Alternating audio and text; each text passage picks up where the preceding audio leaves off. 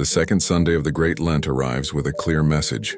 The path of fasting is a path of spiritual battle. The Church calls this day the Sunday of the Temptation because the Gospel reveals Christ's victory over the devil in the wilderness. After his baptism, the Lord is led into the desert. He fasts for 40 days, and in his hunger, the enemy approaches him with 3 temptations, each one aimed at the heart of humanity. The first temptation is to turn stones into bread, a call to choose comfort over obedience. Christ refuses, teaching that life is sustained by God, not by earthly satisfaction.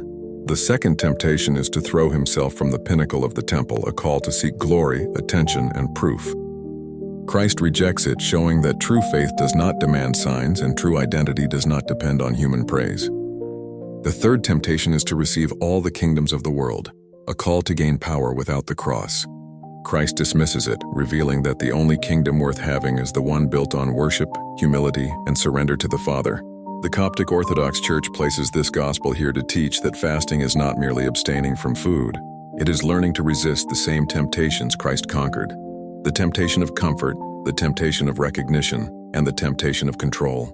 The early Church Fathers illuminate this moment with depth.